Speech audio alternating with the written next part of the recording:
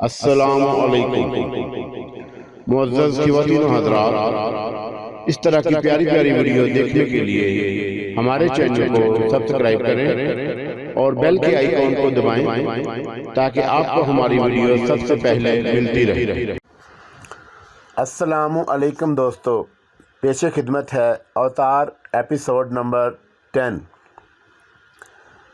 میرے دل میں بھی بہت ارمان ہیں۔ میں بھی سوچتی ہوں کہ دوسری عورتوں کی طرح میرا بھی ایسا گھر ہو جس میں پھول کھلے ہوئے ہوں۔ میں نے گوپی ناتھ سے شادی کرنے سے پہلے کہا تھا کہ میں تمہارے گھر کو سورگ کا نمونہ بنا دوں گی۔ زندگی کی کتنے ہی سردیاں اور گرمیاں جھیل کر مجھے یہ گھر نصیب ہوا۔ اس خواب کو پورا کرنے کے لیے میں نے ایک اجنبی کا ہاتھ تھام لیا۔ شادی کے بعد مجھے پتہ چلا کہ عورت جس پیار کی تلاش میں بھٹکتی ہے وہ پیار مجھے نہ ملا تو میں اپنے گھر کو سورگ نہ بنا سکوں گی۔ گوپی ناتھ نے مجھے مثالی پیار دیا۔ وہ بے حد جذباتی ہو کر ایک گود کے لیے اپنی درینہ خواہش کا اظہار کر رہی تھی اور اپنی داستان غم کچھ ایسے درد بھرے انداز میں سنا رہی تھی کہ میں ذرا دیر کے لیے متاثر ہو گیا۔ اس کا دکھ یہ تھا کہ وہ ماں نہ بن سکی۔ یہ حقیقت ہے کہ ایک حسین عورت کے آنسو بڑی جلدی متاثر کرتے ہیں۔ رادھا نے میرے بالکل قریب آ کر کہا، میری خواہش کوئی انوکھی خواہش نہیں۔ ہر عورت گھر بسانے اور ماں بننے کے خواب دیکھتی ہے۔ اب مجھے یہ گھر مل گیا ہے۔ اب یہاں صرف ایک چیز کی کمی ہے، وہ یہ کہ میں ماں بن جاؤں۔ آخری فقرہ کہتے ہوئے اس کی آواز سرگوشی میں ڈوب گئی اور اس کے چہرے پر کرب کا سایہ بن کر پھیل گیا۔ اس کمرے کے برابر کی خوابگاہ میری ہے، ملائم بستر میرے لیے ہے اور میرا ملائم اور گداز جسم کی حرارت۔ اس نے میں نے خیز انداز میں بات ادھوری چھوڑ دی۔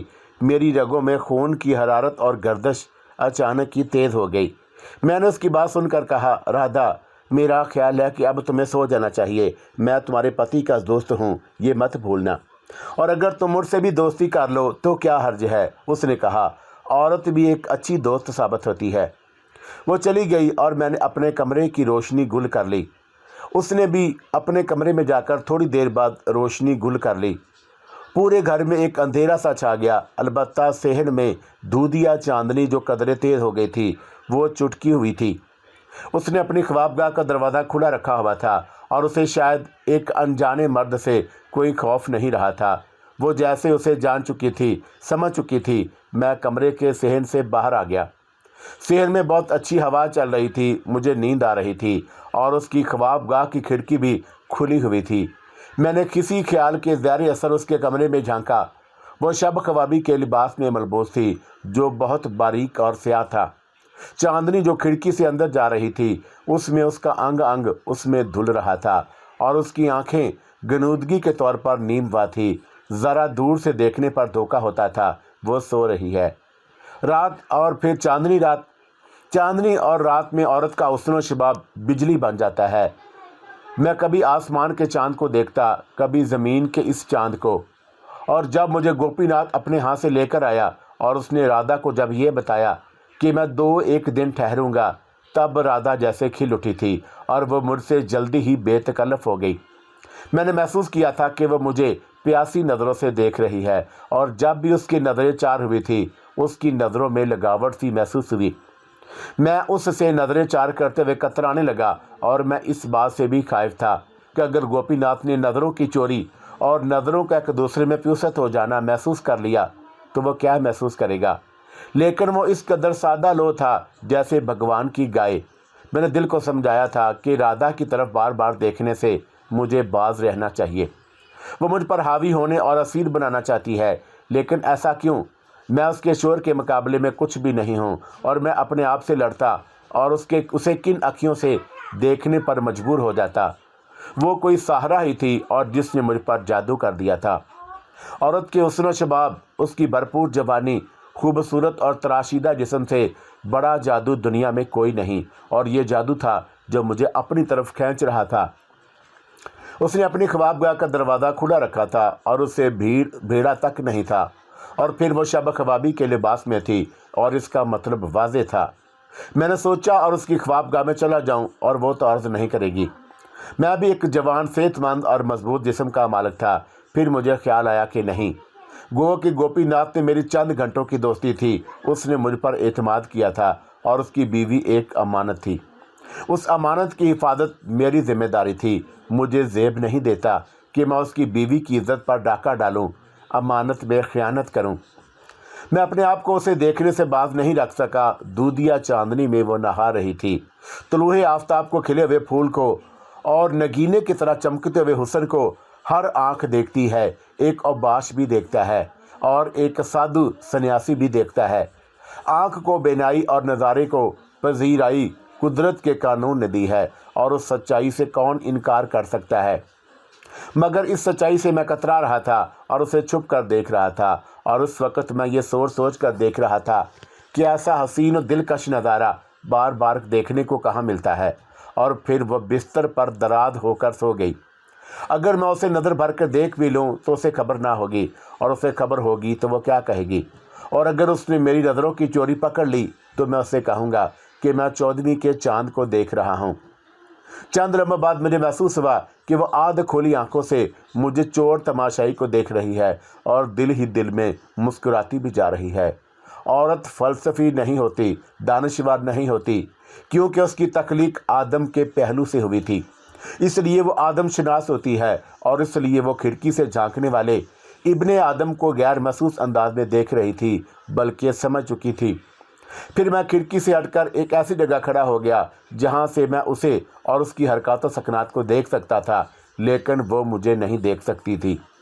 उसने जब देखा कि मैं उसकी नज़रों से उजल हो गया हूँ तो उसने अपनी पूरी आंखें खोल दी और वो बेचैनी से खाली खिड़की को देखने लगी। और उसका चेहरा सवालिया निशान बन गया था। मैं कहाँ गया, मैं कहाँ चला गया। चंद लम्हों बाद वो अपनी ख्वाबगाह से सहन में आ गई और जब मैं अपने कमरे की तरफ जाने लगा तो उसे जैसे बेइख्तियार हंसी आ गई। आप किस लिए हंस रही हैं? मैंने रुक कर उससे पूछा। और उसमें हंसने की कौन सी बात है, मैं सोने जा रहा हूँ। मैं आप पर हंस रही हूँ। वो दिलकश अंदाज से मुस्कुराई। आपको क्या मुझे नज़रअंदाज करके नहीं जा रहे? नहीं, ऐसी बात नहीं। मैंने कहा कि मैं जब से आया हूँ तब से तुम्हें देख रहा हूँ। क्या आप अपने आप को दुनिया की सबसे हसीन तरीन यानी हूर परी समझ रही हैं, जो एक मर्द को देखते रहने पर मजबूर हो जाए? मैं नींद ना आने पर आया था, अब इसलिए जा रहा हूँ कि नींद आ रही है। मैं खूबसूरत हूँ और बहुत ज़्यादा ना सही, लेकिन इस हद तक खूबसूरत और पुरकशिश ज़रूर हूँ कि कोई मुझे देखे। आप फितरी तकाज़ों से इनकार कर रहे हैं, अपने आप से लड़ रहे हैं, आप अपने दिल को समझा रहे हैं कि मैं अब खूबसूरत नहीं हूँ। ये कैसे हो सकता है? आप अपने दिल को समझा रहे हैं। साहब, आप सूरज की तपश महसूस कर रहे हैं, इसलिए वो जल रहा है और उसकी गर्मी आप तक पहुंच रही है। जल तो मैं भी रही हूं। ये कैसे हो सकता है कि मेरे बदन की आंच मर्द तक ना पहुंचे? आप फितरत के खिलाफ बातें कर रहे हैं। मैंने उसकी बात का कोई जवाब नहीं दिया और उसने जो कुछ भी कहा था उससे इनकार नहीं किया जा सकता था। उसने सच ही कहा था। आप उस दरख्त को देख रहे हैं जो ज़मीन की तह में जकड़ा हुआ है। वो मुझे खामोश पाकर उस दरख्त की तरफ इशारा करके कहने लगी, ये आंधी तूफान का सहारा लेकर खुद को ज़मीन की गिरफ्त से आज़ाद कराना चाहता है।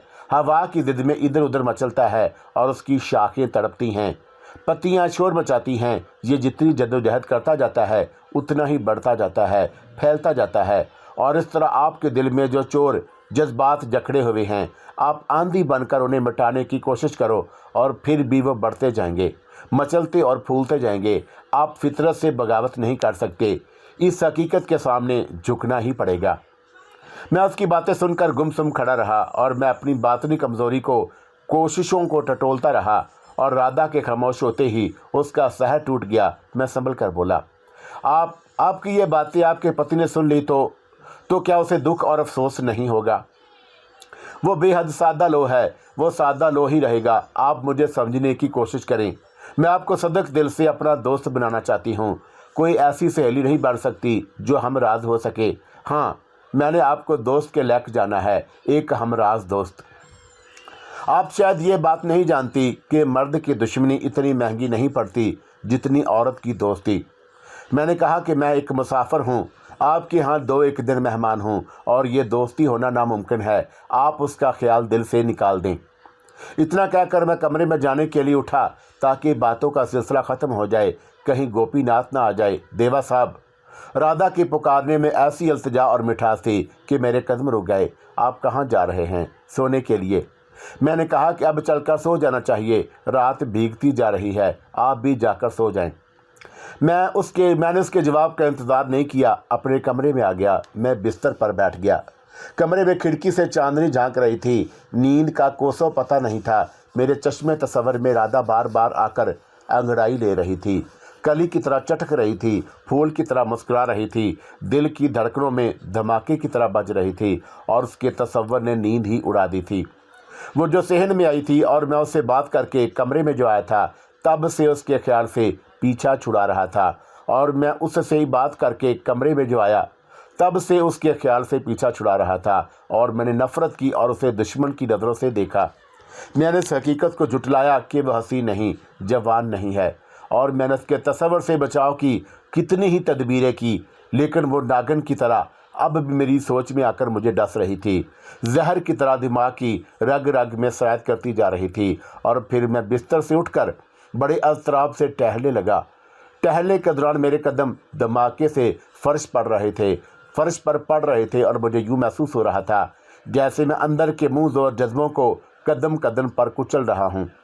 मैं कभी टहल रहा था और कभी रुककर दीवार की जानब देख रहा था, और एक बार मुझे यूँ लगा जैसे राधा दीवार के पार से अपनी मरमरी सडोल बाहें फैलाए मेरी तरफ आ रही है, और मैंने भी बेइख्तियार अपने दोनों बाजू फैलाए, और फिर मुझे फ़ौरन ही अपनी हमाकत का एहसास हुआ।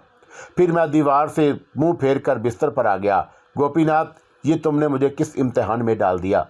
मैं बिस्तर से उठकर बैठ गया। रात का 1 बज रहा था। मैंने बराबर वाले कमरे में चापें सुनी, जैसे राधा टहल रही हो। एक जवान औरत, कोई रोकने वाला नहीं था, कोई टोकने वाला नहीं। रास्ता साफ और सीधा था, और मैंने दरवाजे को बेड़ा हुआ था, दरवाजे की तरफ बढ़ा। उस वक़्त राधा दरवाज़ा खोलकर सामने आ गई तो मैं ठठक कर रुक गया। मुझे जैसे यकीन नहीं आया, आग जैसे दोनों तरफ लगी हुई थी। शब ख्वाबी के लिबास में उसका बदन शोले की तरह आंच दे रहा था। वो जज्बात से लरसती हुई आवाज़ में बोली, आप मेरे पास आ रहे हैं ना? मैं जानती थी आप ज़रूर आएंगे। नहीं, मैं सहन में जा रहा था, कमरे में नींद नहीं आ रही थी। मैंने झूठ बोला, बाहर मौसम बहुत अच्छा है। राधा ज़र लब मुस्कुरा दी। मैं जा रही हूँ, आप मेरे पास आओगे। आपकी ज़ुबान झूठ बोल रही है, लेकिन आपकी आंखें सच कह रही हैं। आप सच बोलते हुए डर क्यों रहे हैं? आप तो मर्द हैं। हम दोनों की नज़रें एक दूसरे में प्यूसित हो गई थी। वो आहिस्ता आहिस्ता पीछे हट रही थी। मैं उसे देखे जा रहा था। मैंने महसूस किया कि मेरे चेहरे से मेरी कमज़ोरी अय्यां हो रही है, और मैं ना तो नज़रें झुका सकता था, ना चुरा सकता था। वो खुद ही नज़रों से उजल हो गई। मैं चंद लम्हों बाद सहरज़दा सा उसके दरवाजे की दहलीज पर खड़ा हुआ था। क्या तुम्हें अपने पति से मोहब्बत नहीं? मोहब्बत तो है, वो बोली, लेकिन वो ऐसा पति साबित ना हो सका जैसा एक औरत चाहती है। आ जाओ, हम बातें करते हैं। बाद औक़ात जज्बात की अफरा तफरी में ऐसी दोगली कफ़ियत तारी हो जाती है, समझ में नहीं आता कि दिल किधर जा रहा है और दिमाग किधर। ममता के कदम कहाँ पड़ रहे हैं और औरत के पाँव कहाँ फिसल रहे हैं। और जब मैं उसके कमरे में दाखिल हुआ तो वो मेरे करीब आई। वो मेरे चेहरे को दोनों हाथों से थाम कर सांसों के करीब ले आई, और मैंने बड़ी कमज़ोरी सी मज़ाहमत की। ये दोस्ती नहीं है राधा, तुम बहक रही हो, होश में आओ। गोपीनाथ ने कभी मुझसे मोहब्बत नहीं की, इसलिए मेरे देवा मैं आपसे मोहब्बत कर रही हूँ। मुझे प्यार करो, ऐसा पाकीज़ा बोसा लो जो कभी गलीज़ नहीं होता, जो आईने की तरह साफ़ और शिफाफ होता है, जो दूध की तरह उजला और मीठा होता है, और मेरे होंठों को इस तरह छू लो कि दोस्ती की इब्तिदा और मोहब्बत की इंतहा हो जाए। मैं नहीं चाहता था कि उसकी बात पर अमल करूं, इसलिए कि बात आगे बढ़ जाती। इतनी आगे कि वापसी का कोई रास्ता नहीं था, लेकिन उसने मेरी पेशकदमी का इंतज़ार नहीं किया और उसने खुद ही पहल कर दी। वो मेरे चेहरे पर बेइख्तियार झुक गई। हम दोनों के होंठ बड़ी आहिस्तगी और नरमी और गर्मजोशी और वालाहाना अंदाज से मिले, जैसे मसाफे के लिए 2 हाथ खलूस से मिलते हैं। और उस बोसे की इब्तदाई पाकीज़गी में कोई शुबा नहीं था, लेकिन फिर उस पाकीज़गी और खलूस में सांसों की गर्मी घुलने लगी। बस इतना सा हुआ था कि शफाफ आईने में ज़रा सा बाल आ गया था, दूध में ज़रा सा पानी मिल गया, और वो बोसा एक ज़िद्दी बच्चे की तरह मचलने लगा। वो बोसा इंसानी तारीख की इब्तिदा से शजरे ममनुआ के साए से रेंगता रेंगता हमारे लबों तक आया था। اس لیے منہ زور جذبات کی طرح لب پہ لب پھڑپھڑانے لگا تھا۔ ہم دونوں شجر ممنوعہ کی گھنی چھاؤں میں تھے، اور وہ شجر ممنوعہ جس کی جڑیں سورگ آسمانی میں ہیں، اور جس کا سایہ سورگ ارضی پر پھیلتا ہے، اور جس کے سائے میں بنت ہوا اور ابن آدم آج بھی جلتے ہیں۔ یہ الگ بات ہے کہ وہ اس جلن کا اظہار نہیں کرتے، اخلاق اور تہذیب کے پابندیوں میں چور جذبوں کو چھپائے پھرتے ہیں، اور میں نے دیوانہ وار ان جذبوں کو جذب کرتے ہوئے کہا، رادھا، یہ تم نے کیا کیا؟ مجھے نہیں معلوم تھا کہ تم میرے دل کے چور کو پکڑ لو گی۔ اب ہم دونوں صرف مرد اور عورت ہیں، لیکن میری سمجھ میں نہیں آ رہا کہ کیا میں گوپی ناتھ سے نظریں ملا سکوں گا جو تمہارا دیوتا۔ رادھا کے ہونٹوں نے میرے لبوں کو بولنے نہیں دیا، اور اس نے ایک زہریلی ناگن کی طرح مجھے ڈس لیا۔ ہم دونوں ساری رات لمحے بھر کے لیے نہیں سوئے۔ رادھا نے اور طوفانوں نے ہمیں سونے نہیں دیا تھا، اور ساری رات ہم نے ایک دوسرے کے قرب اور محبت بری باتوں میں کاٹ دی۔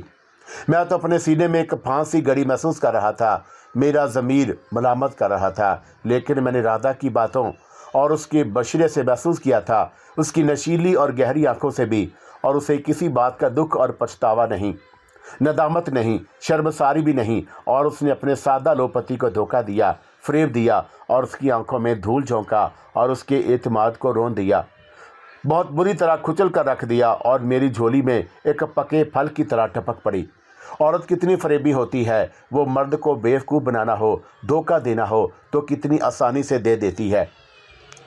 جانے کیا بات تھی کہ میں نے اس کے ذہن کو پڑھنے کی کوئی کوشش نہیں کی، شاید اس لیے کہ میرے دل کے کسی کونے میں اسے پانے کے لیے چور چھپا ہوا تھا، اور اس کے حصول کی خواہش تھی، شاید اس لیے بھی کہ اس کے حسن کی کرشمہ سازیوں نے مجھے ورگ لایا تھا، بہکایا تھا۔ میں ایک مرد تھا، برف کا تودا نہیں۔ میں نے محسوس کر لیا تھا کہ وہ آج کی رات سرخ روح ہونا چاہتی ہے، ایک مرد کو فتح کرنا چاہتی ہے۔ آخر کار اس نے مجھے فتح کر لیا تھا، اپنا سب کچھ سونپ کر مجھے پا لیا تھا۔ آلودہ ہو کر اس پر ایک عجیب سی سرشاری طاری تھی، ذرا سا بھی ملال نہیں تھا۔ ساری رات وہ جوانی کے جنگل میں مجھے لیے پھرتی اور گھومتی رہی، راستہ بھول جاتا تو رہنمائی بھی کرتی۔ صبح کا اجالا پھیلنے لگا اور میں اس کے کمرے سے نکل آیا۔ اس نے شب خوابی کا لباس طے کر کے الماری میں رکھ دیا، اور پھر اس نے بستر اور اس کی چادر کی شکلیں درست کیں جو ساری رات کا فسانہ سنا رہی تھی۔ کھلی فضا میں آ کر میرا سارا جسم مستی اور مسرتوں کے فروانی سے ٹوٹنے لگا۔ میرا دماغ ہوا بھرے ہوئے غبارے کی طرح فضا میں بلندیوں کی طرف اڑا جا رہا تھا۔ چلتے وقت یہ محسوس ہو رہا تھا جیسے میرے قدم زمین پر نہیں پڑ رہے، اور اس کا لمس میرے وجود میں رچ رہا ہو۔ میں نے صحن میں کھڑے ہو کر اس کے کمرے کی کھڑکی سے اندر جھانکا۔ وہ سنگار میز کے بڑے آئینے کے سامنے کھڑی ہوئی تھی، سیاہ رنگ کی ساڑی اور اسی رنگ کا بلاؤز جو بغیر آستینوں کا تھا، اور اس کا گلا آگے اور پیچھے سے بے حد کھلا ہوا تھا، اور اس میں ملبوس تھی۔ اپنے لمبے گھنے سیاہ ریشمی بالوں میں کنگھی کر رہی تھی، اور اس میں جو سوندھی سوندھی خوشبو تھی وہی خوشبو اس کے وجود میں بسی تھی۔ اور جب میں اس کے کمرے میں گیا تو اس نے کنگھی رکھ دی اور اپنی شانوں پر زلفوں کو بکھیر دیا تھا۔ چہرہ گلاب کی طرح کھلا ہوا تھا، اور ستارہ آنکھیں نیند کی بوجھ سے نیم ہوا تھی، اور اس نے پلٹ کر مجھے دیکھا اور امرت بھرے لہجے میں پکارا، دیوا ادھر آؤ۔ جب میں اس کے قریب گیا تو اس کی تیکھی تیکھی نظروں نے میری آنکھوں میں جھانکا اور محبت بھرے لہجے میں بولی، تم چلے جاؤ گے تو میں صبح سے شام کیسے کروں گی؟ یہ تم نے سوچا کہ تمہارے پیار نے مجھے پاگل بنا دیا؟ یہ کیا کیا تم نے؟ وقت تو گزر جاتا ہے اور یہ صبح شام بھی گزر جائیں گے، میں نے کہا، اور تم نے بھی تو مجھے پاگل بنا دیا ہے رادھا۔ اور پھر میں نے اس کے کمرے میں ہاتھ ڈال کر اسے قریب کر لیا اور سہارا دیتا ہوا کھڑکی کے پاس لے گیا۔ اس نے میرے کندھوں پر اپنا سر رکھ لیا تھا۔ صبح کی تازہ اور خنک ہوا ہمارے چہروں کو چھو رہی تھی، ہماری سانسوں اور ہونٹوں کو بھی چوم رہی تھی۔ تھوڑی دیر تک ہم دونوں ایک دوسرے کی سانسوں میں الجھے رہے۔ میں نے کہا، بس اب رہنے دو، تمہارا پتی آتا ہوگا، اس کے لیے بھی کچھ بچا کر رکھو۔ تم اس کا نام نہ لو اور نہ ہی اس کی کوئی فکر کرو، اپنی بات کرو، میں تمہیں کسی بات کی کمی کا احساس نہ ہونے دوں گی۔ بہرحال میں تمہارا خیال رکھوں گی، سیوا کروں گی، اور تم ایک بار پھر مجھ سے کہو کہ میں تم سے محبت کرتا ہوں۔ تم نے رات کو کہا تھا نا، میں تمہیں کسی بھی دوشیزہ کے مقابلے میں پسند کرتا ہوں، میں نے کہا، اور مجھے اندازہ نہ تھا کہ تم مجھے اتنا متاثر کرو گی۔ صرف پسند کرتے ہو؟ وہ میٹھی ناراضگی سے بولی۔ محبت نہیں کرتے جب کہ میں تم پر بدلی بن کر برستی رہوں؟ मोहब्बत करता हूँ। अब तो यकीन आ गया ना। मैंने कहा, लेकिन राधा, मैं तुम्हें शायद कभी भूल सकूँ। ये तुमने इज़हार मोहब्बत तो करा दिया, लेकिन तुमने ये नहीं सोचा कि मैं किसी भी वक्त यहाँ से चला जाऊँगा। हाँ, मैंने सोचा और जानती हूँ। वो कहने लगी, मैं तुमसे एक प्रार्थना करना चाहती हूँ, तुम मुझे मायूस तो नहीं करोगे? कैसी प्रार्थना? मैंने अपनी सवालिया निगाहें उसके चेहरे पर मरकूज कर दी। कहो, क्या बात है? इजाज़त लेने की ज़रूरत क्या? मैं ये चाहती हूँ कि हम दोनों 6-7 दिन तक ऐसी ही रातें गुजारें। और वो बोली, और तुम यहाँ रह जाओ प्लीज़। मगर तुम्हारे पति की मौजूदगी में ऐसा कैसे हो सकता है? मैंने कहा, ये नामुमकिन सी बात है, ऐसा नहीं हो सकता राधा। क्यों नहीं हो सकता? वो दिलकश अंदाज से मुस्कुरा दी। गोपीनाथ नींद की गोलियां खाकर बेहोशी की नींद सो जाता है और उससे हम फ़ायदा उठाएंगे। वो सुबह 9 बजे से पहले बेदार नहीं होता। और फिर तुम महीने में 1-2 मरतबा मुंबई से आ जाया करना। मैं कबल इसके कि उससे कुछ कहता, बाहर टैक्सी रुकने की आवाज़ आई और मैं अपने कमरे में आकर बिस्तर पर दराज होकर सोता बन गया। गोपीनाथ उसके कमरे में जाकर उससे कुछ देर बातें करता रहा। वो मेरे कमरे में आया, मुझे बेदार किया, पूछा, रात नींद कैसे आई? बहुत अच्छी आई, मैंने जवाब दिया, और तुम्हारे जाने के बाद अब तक सो रहा हूँ। अब तुम्हारा दोस्त कैसा है? बरवकत तभी अमदाद और ऑपरेशन से उसे एक नई जिंदगी मिल गई। गोपीनाथ ने कहा, चलो तैयार हो जाओ, राधा नाश्ता तैयार कर रही है। नाश्ता करने के बाद राधा ने बर्तन समेटे, उन्हें धोया और हम दोनों को चाय लाकर दी। और गोपीनाथ से बोली, मैं माँ के यहाँ जा रही हूँ, कल ना जा सकी थी। अभी 9 बज रहे हैं और 11 बजे तक आकर दोपहर का खाना बना दूंगी। राधा चली गई, 2-1 घंटे के लिए सही, लेकिन अपनी महक छोड़ गई थी। वो सारी रात महकती तो रही थी। गोपीनाथ मेरे सामने बैठा हुआ था और एक सादा लो शरीफ आदमी, जिसके एतमाद की मैंने धज्जियाँ उड़ा दी थी, अमानत में ख़यानत की थी। मेरा ज़मीर मुझे मलामत कर रहा था। मैं उसके सामने नादम सा बैठा था, लेकिन उस ख़यानत में मेरा कोई दोष न था। राधा ने मुझे वर्गलाया, बहकाया और बहुत दूर ले गई थी। मुझे इसकी तवक्का नहीं थी कि एक औरत अपना सब कुछ एक अजनबी मर्द को सौंप सकती है, और एक शख्स जिससे दोस्ती चंद घंटों की थी, अपने घर में अंधा एतमाद करके अपनी बीवी को, जो बहुत ही हसीन और जवान था, छोड़ सकता है। ताहम मैंने फ़ैसला कर लिया था कि मैं किसी बहाने से यहाँ से चल दूँगा। राधा जो चाहती थी, मैं नहीं चाहता था। ये कोई अच्छी बात ना थी। मैं सख्त मुतज्जब था कि राधा क्यों गलत रास्ते पर चली गई थी, जबकि वो एक अच्छी बीवी और वजीह पति की जीवन साथी थी। देवा साहब, उसने चाय से पकड़ते हुए कहा, आपने मुझ पर जो दया की है, मैं चाहता हूँ कि एक दिया और करें। कैसी दिया गोपीनाथ साहब? मैंने उसकी तरफ देखते हुए पूछा। आप हुक्म करें, मैं तैयार हूँ, लेकिन वो दिया नहीं, एक दोस्ताना हक होगा। मैंने ट्रेन में जो कुछ किया था वो दिया नहीं थी। आप उसे दिया या एहसान ना समझे, लेकिन मेरी एक शर्त है कि आपको वचन देना होगा। गोपीनाथ ने जवाब दिया, और आपका वचन उसे हर तरह से निभाएंगे। मैं वचन देता हूँ, मैंने कहा। ऐसी क्या बात है जो आप मुझसे वचन लेना चाहते हैं? मैं बगैर वचन के भी राजदारी बरत सकता हूँ। बात यह है कि मेरी शादी को 6 बरस का अरसा हो रहा है। गोपीनाथ कहने लगा, हमारी कोई औलाद ना हो सकी। मेरे वालिदैन जो बम्बई शहर में रहते हैं, उनकी ख्वाहिश है कि मैं साहिब औलाद हो जाऊं। मेरे वालिदैन ने कहा है कि मैं राधा का टेस्ट कराऊं, और उनके ख्याल में राधा भांज है। वो कह रहे हैं कि मैं राधा को तलाक देकर दूसरी शादी कर लूं। मैं तो राधा को तलाक देने और उसकी जुदाई का तसव्वुर भी नहीं कर सकता। हम दोनों एक दूसरे से बहुत मोहब्बत करती हैं। मैं राधा के लिए अपनी जान की भीन तक दे सकता हूँ। उसे एक औरत होने के नाते माँ बनने की बड़ी ख्वाहिश है। ये हर औरत को होती है। वो माँ क्यों ना बन सकी, मैं आपको बताता हूँ। वो शादी के बाद से अब तक कंवारी है, इसलिए कि वो लम्हे के लिए रुका, और फिर उसने कदरे तज़ब्ज़ब से कहा, इसलिए कि उसकी वजह मैं हूँ, मैं शराब हूँ। राधा जिन हालात में मेरे यहाँ आई थी, वो एक लंबी कहानी है। मैंने उससे कहा भी था कि तुमसे शादी नहीं कर सकता क्योंकि मैं शराब हूँ, लेकिन वो ना मानी, क्योंकि वो उस वक़्त बेहद जज्बाती थी और उसे एक मर्द का सहारा चाहिए था। मैंने बहुत सोचा क्या करूं। मैं बम्बई भाई से रकम लेने गया तो मेरे भाई ने भी कहा था कि तुम्हें 1 बरस की मोहलत देता हूं। अगर इस अरसे में राधा माँ ना बनी तो तुम्हें उसे तलाक देना होगा। ट्रेन में आपसे मुलाकात हुई तो मेरे जहन में एक पुराना ख्याल आया। میں نے رادا سے 2 برس پہلے کہا تھا کہ تم کسی جوان لڑکے سے تعلقات استوار کر لو، اس طرح تم اس کے بچے کی ماں بن جاؤ گی، لیکن رادا کسی وجہ سے اس کے لیے تیار نہ ہوئی۔ جب میں بمبئی جا رہا تھا تب اس نے مجھ سے کہا تھا کہ آپ بمبئی سے اپنے کسی دوست کو کسی بہانے سے یہاں لے آئیں، ٹھہرائیں، میں اس سے تعلقات استوار کر لوں گی، کیسا ہی پارسا مرد کیوں نہ ہو، وہ میرے بدن کی مار نہ سہ سکے گا، اور جب تک 3 بچوں کی ماں نہ بن جاؤں اس وقت تک یہ کھیل جاری رہے گا، لیکن عزت اور رازداری کے ساتھ، گو کہ یہ ایک گھنونا کھیل ہے اور اس کے سوا چارہ بھی نہیں، میں تمہیں کسی قیمت پر چھوڑنا نہیں چاہتی ہوں۔ یہ تجویز بڑی مناسب تھی، میں یہ چاہتا ہوں کہ آپ میرے ہاں 6-7 دن تک قیام کریں، میں راتوں کو کسی نہ کسی بہانے سے کہیں چلا جایا کروں گا اور اس کی پڑوسیوں اور محلے والوں کو خبر نہ ہو سکے گی۔ آپ یہ سلسلہ اس وقت تک جاری رکھیں گے جب تک رادا امید سے نہیں ہو جاتی۔ بمبئی سے ہر ماہ آپ 7-8 دنوں کے لیے آ جایا کریں اور آپ مجھ پر اور رادا پر بڑی کرپا ہوگی۔ کیوں، کیا خیال ہے؟ میں اس کی یہ بات بڑی خاموشی اور غور سے سنتا رہا۔ میں اسے کیا بتاتا کہ رات میں رادا کی زندگی میں پہلے مرد کی حیثیت سے گزار چکا ہوں۔ رادا کے لیے یہ رات سہاگ کی پہلی رات کی طرح تھی۔ اب میری سمجھ میں آیا کہ رادا کیوں مجھ پر مہربان ہوئی تھی اور اس میں جو وارفتگی تھی وہ کس لیے اور کیوں تھی۔ میں نے گوپی ناتھ سے حامی بھر لی تو وہ بہت خوش ہو گیا۔ مجھے اس بات سے بڑا دکھ اور افسوس ہوا کہ میں نے اپنی پوشیدہ صلاحیت سے کام کیوں نہیں لیا۔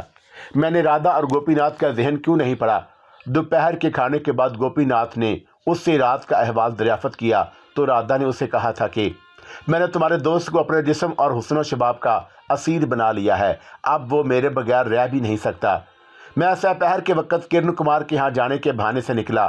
کرن کمار سے مل کر کہا کہ گوپی ناتھ یا کوئی بھی شخص میرا پتہ اور فون نمبر مانگے تو مت دینا، اور پھر میں ریلوے اسٹیشن پہنچا۔ پھر میں پونا سے بمبئی جانے والی ٹرین میں سوار ہو گیا۔ میری جگہ کوئی اور ہوتا تو شاید وہ رادا جیسی عورت کا ساری زندگی غلام ہو جاتا۔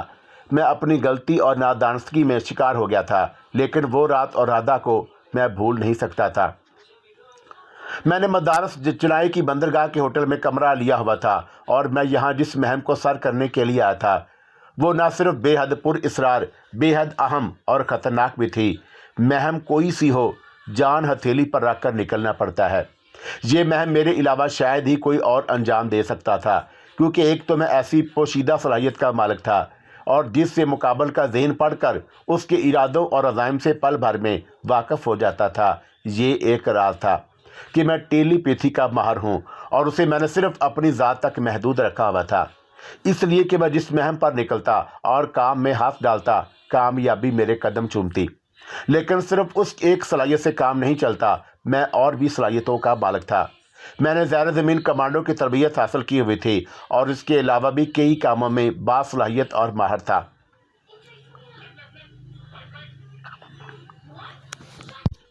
ایک پرائیویٹ جاسوس کو سب کچھ سیکھنا پڑتا ہے، میں ایک سیکرٹ ایجنٹ سے کم نہیں تھا، اس لیے خطرناک مہمیں میرے سپرد کی جاتی تھیں۔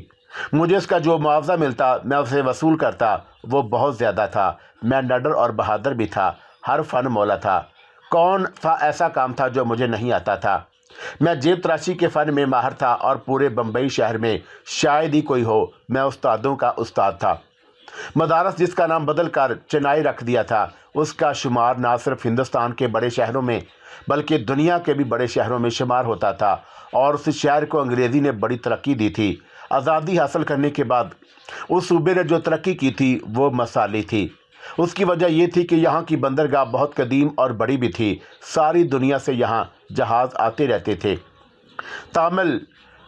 تامل ناڈو صوبے کا یہ شہر چنائی میرے لیے اجنبی نہیں تھا اور میں اس سے پہلے بھی آ چکا تھا اور آتا رہتا تھا۔ چونکہ ابھی اسی مہم کے آغاز میں کچھ دنوں کی دیر تھی، کس وجہ سے تھی، اس لیے میرے پاس وقت ہی وقت تھا۔ سب سے زیادہ مشکل اکیلے شخص کا وقت کاٹنا ہوتا ہے۔ میں ایک ایسا شخص تھا جو نچلا نہیں بیٹھ سکتا تھا، مجبوری تھی کہ میں کسی نہ کسی طرح وقت گزاری کروں۔ یوں تو وقت گزاری کے لیے تفریح طبع کا سامان بہت تھا، عورت، کوئی نوجوان حسین لڑکی، قمار خانے، تاریخی مقامات بھی تھے، لیکن میں ابھی عورت سے دور رہنا چاہتا تھا۔ ایک عورت کے ساتھ رات تو گزاری جا سکتی ہے، دن نہیں۔ میں قمار خانے میں جانا نہیں چاہتا تھا۔ میں اپنے کمرے کی کھڑکی میں کھڑا سوچ رہا تھا کہ وقت گزاری کے لیے کیا کروں۔ मेरी नज़रों के सामने तैराकी का तालाब था जहां औरतों का जलवा था। मैं जिस होटल में ठहरा हुआ था वो सबसे बेहतरीन 5 स्टार था। यहाँ मुसाफिरों की तफरीह का बहुत सामान था। औरों से कहीं हसीन और दिलकश नज़ारा दुनिया में कहीं नहीं। खिड़की में खड़ा हुआ उन औरतों को देखकर लुत्फ़ अंदोज़ हो रहा था। औरतें जो हमें मुफ्त की तफरीह का सामान बहम पहुंचाती रहती हैं, और दुनिया में उससे अच्छी और मुफ्त की तफरीह कोई नहीं। कुछ देर तक अपनी आंखें सेंकने के बाद मैंने सोचा कि इतनी दूर से क्या नज़ारा करूं, और फिर मैं उन्हें बहुत करीब से देखने, नहाने और बोरियत दूर करने के ख्याल से होटल के तैराकी के तालाब की तरफ चल दिया। और यूं भी नहाने और तैरने में खासा वक्त सिर्फ हो जाता है। तालाब में और उसके किनारे मर्द और जल परियां मौजूद थे, और उन परियों के सनसीखेज, दिलकश और दिल को गरमा देने वाले नज़ारों में ऐसा खोया कि खुद को फरामोश कर बैठा। उन जल परियों में हर उम्र, हर कामत, जिसामत और रंगो नस्ल की थी, जो दिल पर बिजली गिरा रही थी। उन्हें इस बात का कोई ख्याल, फिक्र और एहसास नहीं था कि कितने उनकी बेहजाबी और नीम अरियानी से महफूज हो रहे हैं। सिर्फ मगरबी मुआशरा ही नहीं, बल्कि दुनिया का हर मुआशरा, जिसमें हिंदुस्तानी मुआशरा भी शामिल है, इतनी तेज़ रफ्तारी से आगे चला गया है, बल्कि चला जा रहा है कि किसी बेलगाम घोड़े की तरह बेकाबू हो गया है। उसे रोक कर दम लेने की फुर्सत है और ना पीछे मुड़कर देखना चाहता है, और फिर उसे रोकने टोकने वाला भी कोई है। उसके अलावा औरत के फैशन और बेहजाबी के लिए कोई कानून बनाया गया है और ना ही बनाया जा सकता है। बेहजाबी के जो नज़ारे थे, उनसे आंखें चुराना मेरे बस की बात नहीं थी, और उन्हें ना देखना भी बदज़ौकी और औरतों की हुस्न शबाब की तौहीन थी। ये एक नुमाइश थी। हर औरत एक स्टाइल बनी हुई थी। मेरी निगाह एक ऐसी हस्ती पर मरकूज थी जो किसी दहकते आतिश फशां की मिसाल थी। ऐसे लग रहा था कि शबाब का यह आतिश फशां किसी भी लम्हे यकलख्त फट सकता है, और उसके बदन पर भी तैराकी का इंतहाई मुख्तसर लिबास था। अगर उसे खुली छुट्टी दे दी जाए तो शायद वो उसका भी तकल्लुफ़ ना करती। मजबूरी थी जो वो तकल्लुफ़ कर रही थी, और फिर वो जानती थी कि कानून की गिरफ्त में भी आया जा सकता है। तालाब का सामान किसी नाइट क्लब से कम नहीं था, और इस आलम में सिर्फ वो एक ही नहीं थी, और भी नौखेद उम्र की लड़कियां और जवान साल औरतें भी थीं, जो बेफिक्र, बहुत हसीन, बेहद तरादार और पुरकशिश भी थीं। लेकिन उस शोले मुजस्सम में जो इनफरादियत थी, वो किसी और में दिखाई न देती थी, और उसने मुझे देखकर महसूस कर लिया था कि मैं उसे बड़ी देर से मोहियत के आलम में इस तरह देख रहा हूँ जैसे कोई किताब पढ़ रहा हूँ, और उससे शायद मेरी ये हरकत मायूब और नागवार सी लगी। और उसमें नागवारी की ऐसी कोई बात नहीं थी। जब कोई किताब गौर और तवज्जो से पढ़ता है तो उसकी एक एक सतर और पैराग्राफ भी पढ़ता है। किताब सरसरी पढ़ने और वर्क गर्दानी के लिए तो नहीं होती। सारा कसूर आपका अपना था, जो एक खुली किताब की मानद यहाँ मौजूद थी।